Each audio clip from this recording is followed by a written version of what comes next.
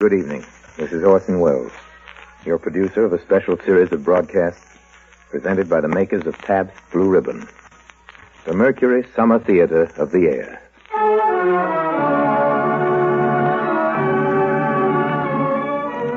Tonight, and every Friday night, presents you with a front row seat at one of the greatest plays ever produced.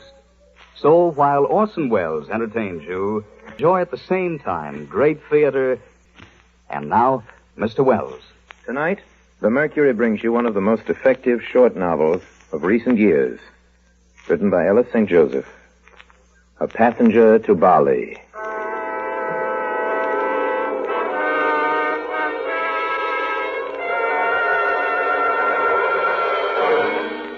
Most secret, most urgent. To the Commission for Inquiry. A confidential report concerning the disappearance of His Majesty's ship Roundabout, lost somewhere on the China Seas. Here follow excerpts from the log of Captain English, that's myself, master of the Roundabout.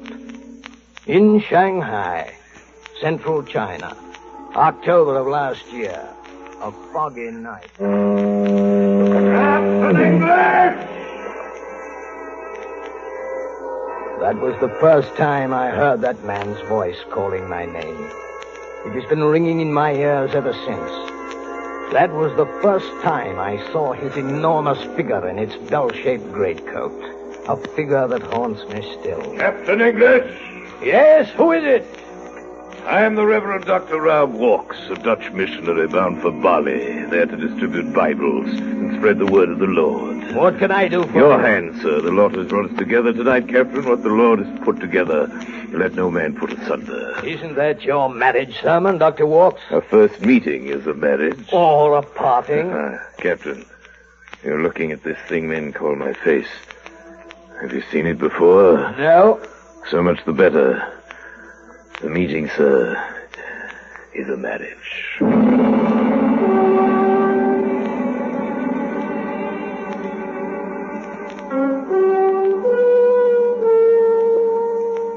Dr. Walks threw a palpable shadow over the whole ship. Something you couldn't put your finger on. A sort of restlessness, unspoken dissension among the crew, even the officers. Get me to lie down in the green pastures. You prepareth the table for me in the presence of my enemies. Amen.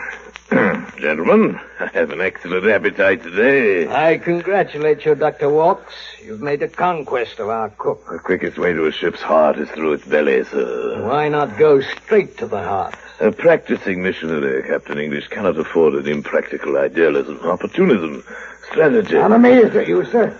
A man of the cloth talking that way. You believe even in violence, Mr. Walks, to attain your end? Even without an end, Captain English. Force! Force! Grab what you can in your fists. Throw the scraps to the weak.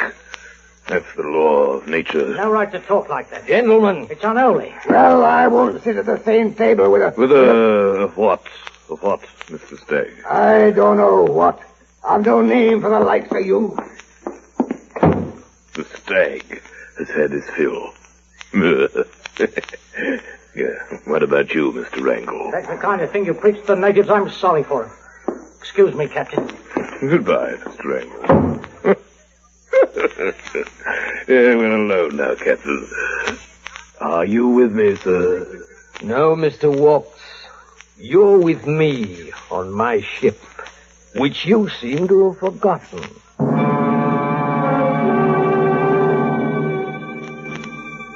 The next morning, we lay off the shallow water of Beulah Long, the port of Bali. Captain English, sir. Captain English, I beg a word with you. Surely, Mr. Walks, you're not so poor in words that you need to beg one. Here are $200 in the currency of God's own country. I'm hiring one of your lifeboats for the brief period of half an hour to get ashore. I'm afraid that's impossible. Must I swim for it? I wouldn't if I were you. That's the government launch. Government launch? Listen, man, it's your last chance, yours as well as mine. Get me off this boat or take the consequences. I swear it. You ransack the four corners of the globe looking for this minute. Don't let it slip through your fingers. There's eternity in it.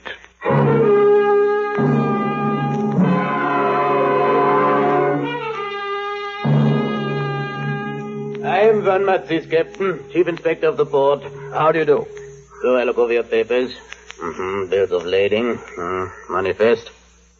What is this, a declaration? A passenger? You say you're a passenger?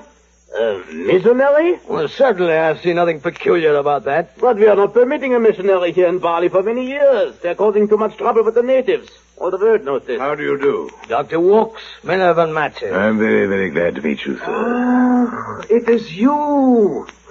This morning I wake, the birds sing, the sun is shining. Why is no volcanic eruption warning me that you are coming? My good sir, I am the eruption. But how is it possible you are coming as a clergyman here to Bali? I had no time for shopping, my dear sir. This is the only suit that would fit there. They are not making clothes big enough to fit you, eh? No. No countries either. No! Captain, this gentleman is not a Dutchman. No, of course He is not. not a missionary. He is what you call an international figure, Captain. What's that? Everywhere he goes, he is making trouble. First in the west and now in the east. Well, please be clear, sir. What does he do? What has he done? Only God is knowing that. Last year, 5,000 coolies were following him from the cotton mills in Wuzhou, now 2 hours from Shanghai. 6,000 coolies, sir. Oh, that's very interesting, but what am I to do with him? Well, the Dutch East Indies are close to him. I do not know where is not close to such a man. I doubt you will lose him. He belongs to you. Would you turn me into a flying Dutchman, sir? A flying Dutchman. That's right, Mr. Walker. A flying Dutchman!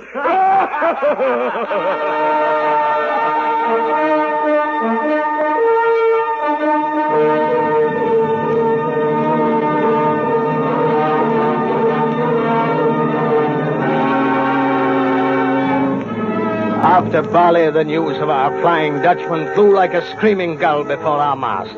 In Makassar, Banjarmasin, Rembang, Batavia, Kobe, Pekan, Singapore, Bangkok, the answers were all the same. No, Captain, you cannot land him here. We do not want him. We won't have him. We want none of him. We know him. He's a pest, a plague, this man. The port is closed to Mr. Walks. Moreover, so long as he is on your ship, the port is closed to your ship.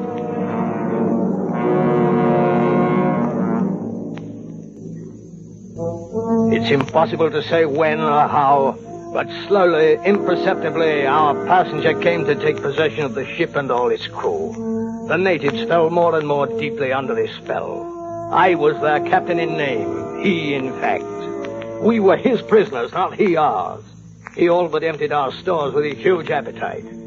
Sacrificing all hope of profit, all hope of everything but emptying our ship of that loathsome passenger, we set our course west under ballast to Shanghai. There, port officials informed us that the British consul, Mr. Chisholm, was to favor us with a personal visit. But it was noon before he came aboard. The Chinese port authorities informed me of your predicament, Captain, and asked me to handle it in my own manner. So much the better for all of us. According to their specific instructions. Oh, I don't understand, Mr. Chisholm. Well, my dear fellow, don't try. It's diplomacy. Only the stupid try to understand diplomacy, and they spoil the game for the rest of us. It's like playing blind man's buff with a really blind man, and that makes it too macabre. Now, I say, wouldn't you ask me to sit down? Oh, please. Thank you. I see there's a cold draft on my back. Would you mind closing the door? A draft? In this heat? Diplomacy, my dear fellow, a diplomatic way of suggesting we may be overheard. Oh. And now, Mr. Chisholm? Oh, yes, sir. Where were we? We hadn't begun. Well, to be sure, you're Flying Dutchman. Of course, you can't land him here. I can't? What did you say? The man's a bounder, you know. Shanghai has its quota of bounders. But I understood Shanghai wants him. The police are looking for him. Mr. Walks would certainly be arrested if he set foot on land, but he will not be given the opportunity. This saves the Chinese government a complicated legal procedure and the trouble and expense of providing for him. What of my trouble? What of my expense? Really, my friend? A man is on my boat and I can't get rid of him. No port will accept him. Worse than that, no port will receive us while he's on board. They've turned him into a Flying Dutchman, and they've turned us into a phantom ship. My crew is not allowed to land, not even to desert. Am I expected to sail him round the world all the rest of my days? Captain, the man you have on your ship carries no passport and is claimed by no country. Legally, he doesn't exist. And as such, no flag protects him. He has no rights, and if he were suddenly to disappear, no questions would be asked. Yes. You know, if I were in your shoes, Captain, I'd go for a walk around the deck with him on some dark night. But that's murder. I fail to see how you can murder a man who doesn't exist. I shall anticipate a bit and report that your passenger does not exist. I found no one on the boat that remotely resembles Mr. Walk. Am I a ghost, gentlemen? Oh, Mr. Walks, I didn't hear you coming. Is this the English consul, the august representative of Great Britain? As I was saying, Captain, I shall report that there is no such person as Mr. Walks. Your passenger doesn't exist. Nevertheless, I must take the proper precautions. I shall report that I found plague on board. Cholera, I think, or bubonic. Would you turn me into a disease? China can control bubonic. Oh? She has no antidote for Mr. Walk. No, you don't, Mr. Chisholm. I'm big enough to fill this doorway. But I wouldn't try to pass if I were you. I'm a catching disease, I warn you. The captain and the crew have caught me, and I'm fatal to them. Try to pass me, and you'll catch it yourself. Do you see, Mr. Chisholm? When I'm in your way, you've got to take notice of me. By heaven, I do exist. That's all, sir. You may leave. With my permission.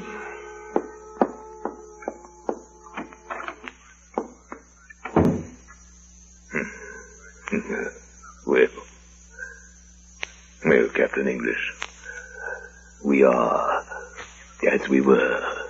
No, Mr. Walks. I'm going to take Mr. Chisholm's advice. No, has he suggested one more port, still another? It'll take me, is there? Such a place. Such a land on earth. Have no doubt they will accept you there. Will they? Should hardly have thought it possible. Even if I were to die, I doubt if you'd lose me.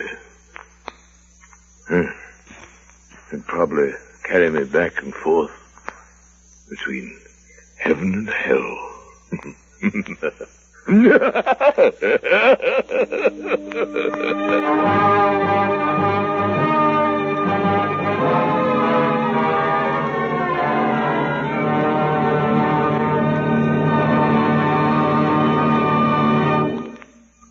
You are listening tonight, ladies and gentlemen, to a story called A Passenger to Bali.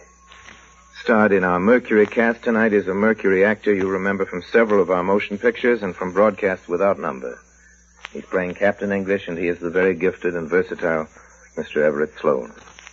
Rounding out an all-Mercury cast are Alfred Shirley, whom you've just heard as the British consul, and Stefan Schnabel and Guy Spall. These latter two, Fridays excepted, are to be seen in almost as many parts as there are countries in our current musical Around the World in 80 Days. But just now it's intermission time. And now, Mr. Wells. Part the second. The barometer's falling out on the China Seas. Bad weather's on the way. Aboard His Majesty's ship, the Roundabout, the queer and evil Reverend Dr. Rob Walks is still a passenger to Bali.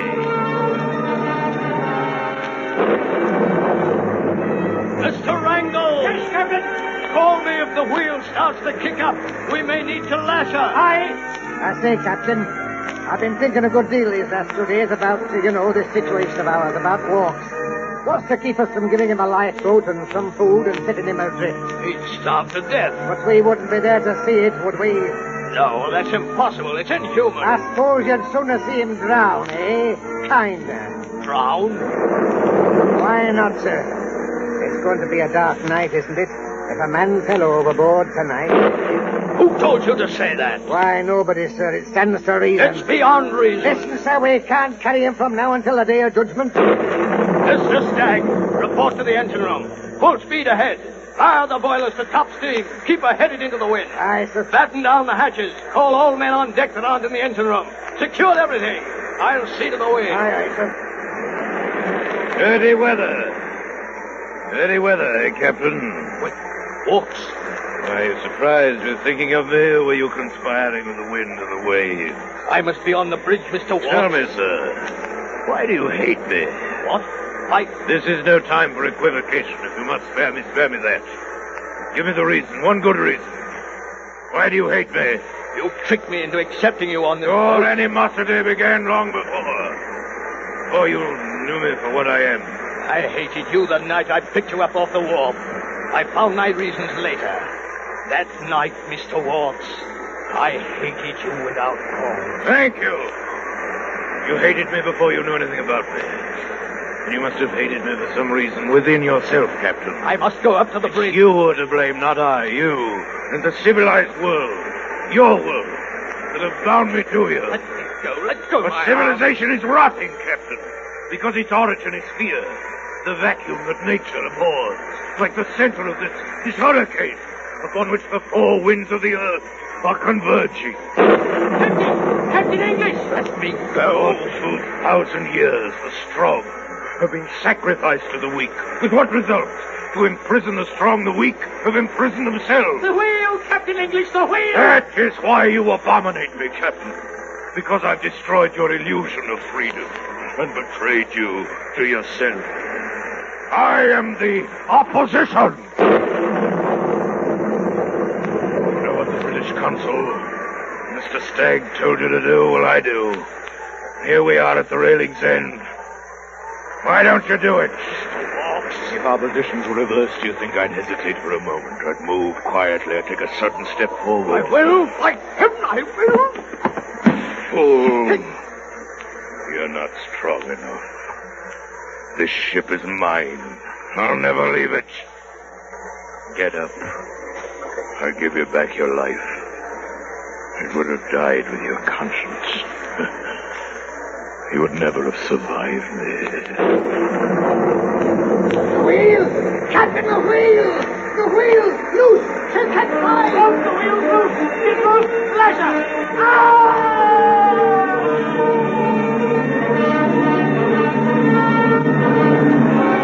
Flash of lightning.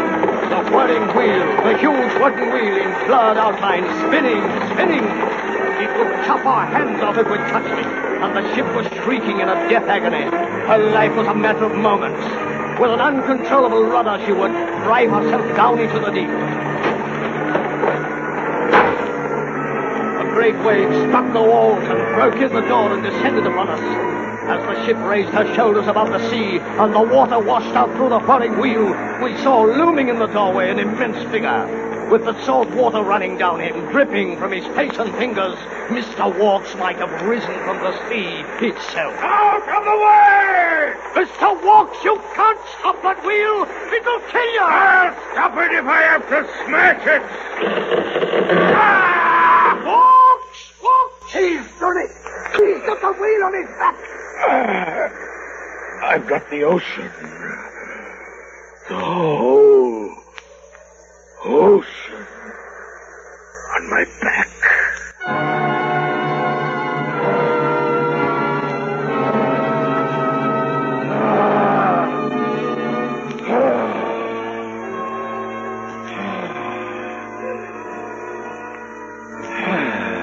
If you can hold it till the rope I is... can hold it. I can... Gentlemen, I doubt if it will be necessary. What's that? What's that you say? I'm holding nothing. The ship's rudder has just snapped. Next morning, the ship was a corpse, floating face upward, wrecked and mangled beyond all recognition. We were 200 miles off the coast of China. We had no wireless, and the roundabout pass controller repair might sink before she was sighted by another vessel. Then your mind's made up, Captain? Yes, Mr. Stagg. We're all men on deck. Aye, sir. And who's been ringing the ship's bell? No one, sir. A ghost. A ghost bell. A ghost ship. Shut up, Walks. The rope's broken, Captain. The bell's ringing by herself. It's the swaying that does it. This is the Flying Dutchman's demon vessel. We drift rudderless in a fog, in all directions, to no port. He's out of his mind, sir. Let him talk. Let the bell toll. We've no time for either of them. We're abandoning ship. Women and children first. Round about us no more. This is manifold. The vast boat is the whole world. The mountains are her masts. The middle of her hull are a pivot for the moon. Her cables are the circumference of St. Peter's Dome and extend around the globe. The ship is sinking, Mr. Her Watts. lower masts are so high that a boy becomes a gray-headed man before he reaches the futtock shrouds. She takes 100 years to tack, and when one of her sailors dies, she buries civilization. Into the lifeboat, men. You've a long way to row, Captain, with me in tow. Who'll pick up a doomsday passenger? Row on, sir. Row on! Touch land. And away we go. The boat, men. Easy does it. See, they leave room for me. Leave room. I'm a man that likes to stretch his legs. Are you so sure of yourself? Oh, yes. As sure as I am of you, Captain. I rely upon your charity, pity, mercy, your holy virtues that are oil for the faulty machinery of justice. Where love leads justice, the blind lead the blind. Then it would be just to leave you behind. You don't dare. You don't dare to leave me behind. How well you've known me, Mr. Watts. I suppose you even rely upon my gratitude. Gratitude for what? You saved the ship last night. Gratitude? I saved you last night as a soldier infested by lice. I crouched beneath cannon fire and thus rescue himself and them from a common death. Gave you a thought. I see. All right, Mr. Stagg, we're ready. Give the order to abandon ship. Captain, this time I obey your order gladly. It wasn't meant for you, Mr. Watts. You're not going. What's that? You always wanted my ship. I'm giving her to you. She's yours. I'm not going! Now you are the captain. I needn't remind you of a captain's duty to stay with his ship. You'd leave me on the roundabout. She may float for a week or an hour. You'll be safe for a while, and there'll be food enough even for you. I wish you a pleasant journey, wherever you're going. I'll see you rot first. Ready, Mr. Stagg? Aye, sir. Into the lifeboats, men. Wait, don't listen to him, sir. Well? Captain, I've no excuse. I'm the lowest of the low. My home is deeper than the grave, deeper than the sea. You're right to desert me. Then there's nothing more to say. But have you no pity, Captain? Captain, have you no charity, no mercy? Oil, you called it. Goodbye, Mr. Watts. Not so soon. Don't forget I'm your shadow, your doppelganger, your doomsday passenger. Mr. Watts, I warn you. Your voice isn't loud enough for me to hear. Stay where you are. Now, if I shout through the muzzle of this gun, you may hear the whisper. I hear you very well now. It's a pity it had to end this way. I would move heaven and earth. Heaven and earth will stay where they are, sir. So will I. There is a cast-off, sir. I'm coming, Mr. Stagg. My sextant, Mr. Watts. You'll need it. Not I! I'll shoot the sun and stars with more than a sextant before I die. Get along, sir, and whistle for the wind. We'll be meeting again soon enough. Lower away!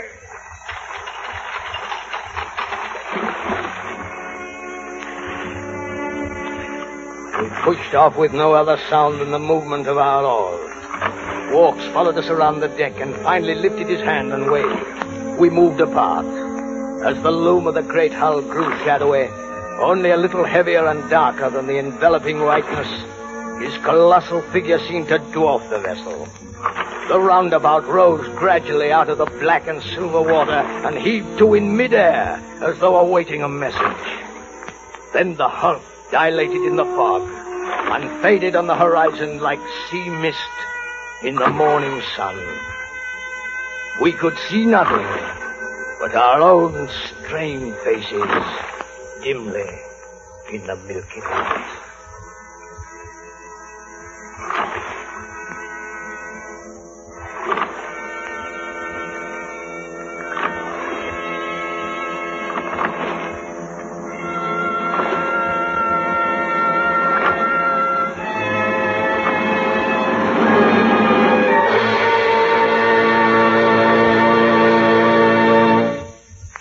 You've just heard our Mercury production of A Passenger to Bali. Well, that's the next Friday. We're bringing to your radio, if we may, for the first time, a story that's just about due to come to your movie theater. Edward G. Robinson, Loretta Young, and your obedient servant are involved in the proceedings. The last name is also the director, and it's going to be fun, I think, translating The Stranger, for that's the name of the story, for the microphone. The Stranger's a love story, but it's got more than its quota of chills and shivers, being all about, to quote the current advertisements, the most deceitful man a woman ever loved. That would seem to be me. So join us next week, same time, same station, and decide for yourselves about that. Until then, whole Mercury Theater, including especially tonight Mr. Everett Sloan, and as usual, Maestro Bernard Herrmann, who is responsible for the music. I remain, as always, obediently yours.